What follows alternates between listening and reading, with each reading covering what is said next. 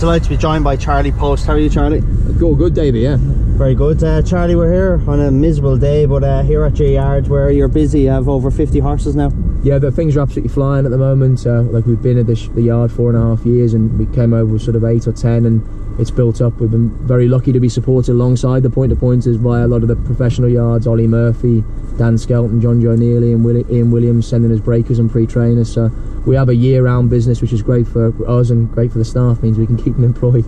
Exactly, and half of them are probably pre-trainers, and the other half then will be point-to-pointers, which is going very well for you. Yeah, the pointers are going great. Like, you know, we obviously had a couple of horses sold at the January sale, which is a great way to start the year, and I think we bought 15 3-year-olds last summer, and so we've got a lot of horses to run in the spring. We could just do with a bit of help from the weather at the moment and give us some spring ground, a bit of dry weather to help the babies along. And things are obviously point-to-pointing so big at home in Ireland. Over here then, you're kind of trying to do what they're doing at home in Ireland, buying the nice horse at the sales, the Tattersalls or the Goff sales, the Land Rover or the Derby sale, and win with them and then sell them on. Yeah, I mean, like, that's the dream, isn't it? I mean, we started off by just being given a half share in a young horse by someone that was unbroken, and we had a bit of luck with it.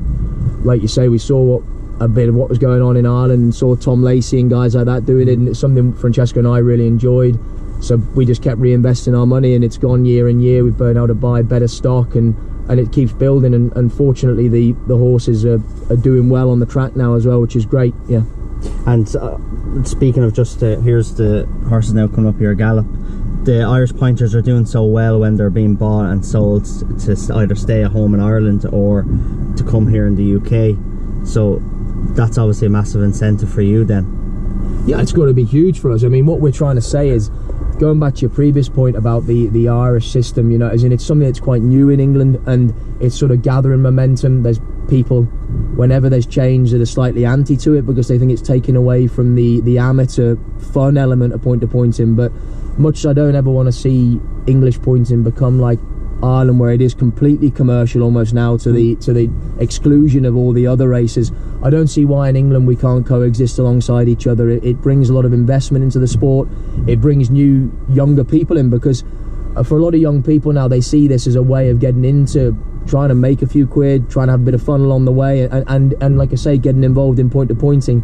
And through that, even now with the prices not being anywhere near quite to the level of what the Irish young horses are getting, I think you're hoping, especially that the British trainers are saying that there's value to be had in them. You know, if they can go to the sale and buy the best English point-to-pointer for 150 grand, what does 150 grand buy you in Ireland? You know, you might be buying the horse that's finished third to the 400 grand, you know. So yeah. I think there is definitely a value element that we're offering, and as things continue to build and more people continue to try and do it, hopefully then the prices will come up for us as well.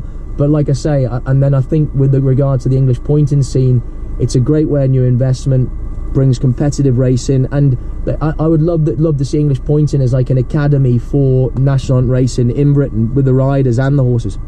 Would you go over to Ireland much and see how it's done in Ireland compared to here, or have you any, or does that matter to you? Through my riding career, I've been and rode out a lot. You know, Sean in the back there's throwing me up on a few hairy ones when I've been at his, saying that they're for sale.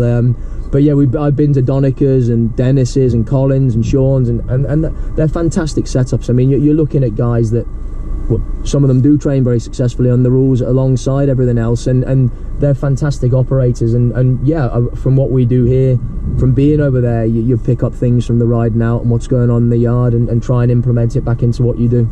You had a very good career in riding, you rode plenty of winners, and you finished up last summer, so you don't miss it at all. This is now the long-term goal now, I suppose. Yeah, the crazy thing was, when you're a kid, you think, like, I never want to see a day when I'm not riding, I'll miss it. Like, I can hand on heart say there's not one day since I stopped that I thought about doing it again, and that's not because I lost my love for it or the bottle for it. Like, it just, things have changed, and we're so immersed in what we do here. Like, there's never a moment to think about race riding. And here where you are in station stables, it's a massive area, huge amount of land. So you have a 4.5 furlong sand gallop here, you've school and strip, so there's plenty. You don't need to go away often then. We are lucky that there are places where you can go, but no, we don't. I mean, like we got a sort of a kilometre old railway line that's brilliant for the babies, with a good jumping lane down there, schooling fences out in the grass, like you say, the hill gallop. And I mean, we've actually just hopefully got planning sorted to get a carpet strip put in over the summer, so we're trying to keep persuading the landlords to spend a few of the quid they're taking in rent back on the place, you know. You're well used to driving all around the country from your riding career, there's long miles involved, but the point to point in here, the tracks are very well spread out as well, so there's a lot of travelling involved then. Plenty of travelling involved, but I mean, I think we have very good tracks. I mean, like the guys from back in Ireland might say that I think some of our tracks are actually maybe even better, you know. We've got some lovely galloping places, and we actually have horses entered up near Newcastle at a track called Corbridge on Sunday, but again, like it'd be, you know, it'd be a mile and a half round, isn't there? We'd go to plenty of tracks. Brocklesby we were at last weekend, that you'd look at and think you could have racing on the rules around there if you had a stand and that, because they are proper facilities, and we're very lucky to have a massive variety of tracks in the UK. And when you go then to the likes of the Land Rover sale and the Derby sale, do you find it tough to get the horse that you want against these lads that are in the back here?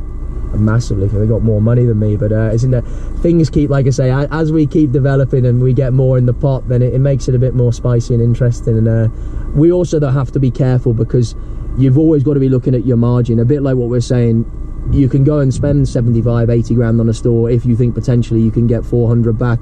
It'd be foolish, I think, for us to do that right at this moment in time. I mean, we keep up in the ante every year. I think 42 grand was the most we spent on one this summer, and you're hoping that they can develop into 150 grand, 200 grand finished articles if they win on debut and we have that bit of luck.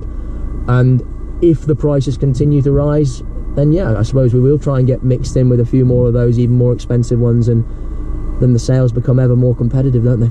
And the sales on tomorrow in Cheltenham, so the aim for you then is over the next couple of years to have plenty of horses on those sales.